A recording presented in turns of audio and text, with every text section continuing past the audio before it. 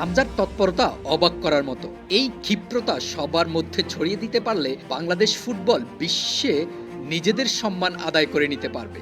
Saudi আরবের ফুটবলে একজন রোনালদো এসেই সব জাদুর মতো পরিবর্তন করে দিয়েছিলেন। দলে তার নিবেদন এবং পরিশ্রম অন্যদের অনুপ্রাণিত করেছে।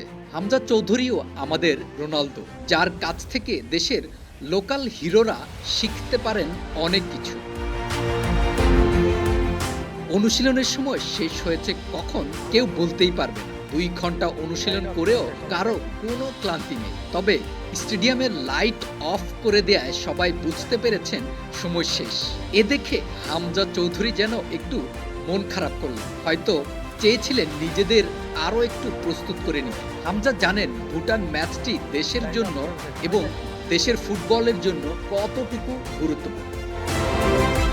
বাইরে আজান হচ্ছে, তাই অনুশীলনের মাঝে হামজা তারেক কাজিরা দাঁড়িয়ে গেলেন। যতক্ষণ না আজান চলছিল সবাই দাঁড়িয়েই ছিলেন। বাংলাদেশ দল আজও জাতীয় স্টেডিয়ামে অনুশীলন করেছেন। ভুটান ম্যাচের আগে এটাই ছিল তাদের শেষ অনুশীলন। কাল এখানেই চলবে দু দলের লড়াই। ভুটান কাগজে কলমে বাংলাদেশ থেকে এক ধাপ এগিয়ে আছে।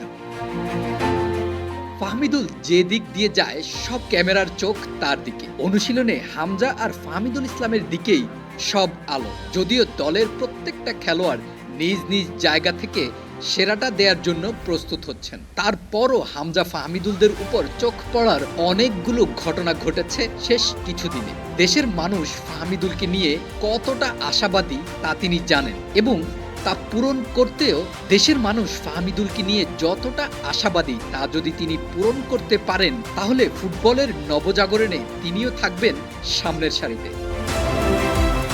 এতক্ষণ নিজেই দৌড়েছেন, এখন যেন মনে হয় দেখছেন বাকি সবাইকে। হামজার চোখে দেশের ফুটবলকে দেখাও যেন একটা শান্তির বার্তা দেয়। যিনি ইংলিশ প্রিমিয়ার লিগে খেলেন তার অভিজ্ঞতা আর স্কিল আমাদের অনেক প্রয়োজন। যে কোনো দলকে নেতৃত্ব দেওয়ার জন্য কোচ থাকে, তবে তিনি মাঠে খেলেন না। আর দলে যদি এমন একজন থাকে যে মাঠে খেলেন এবং তার ব্যক্তিত্ব পার্থক্য গড়ে তোলে, তা এক অন্যরকম পাওয়া। বাংলাদেশ দল হামজাকে পাওয়া মানে সেরকম একজনকেই পাওয়া।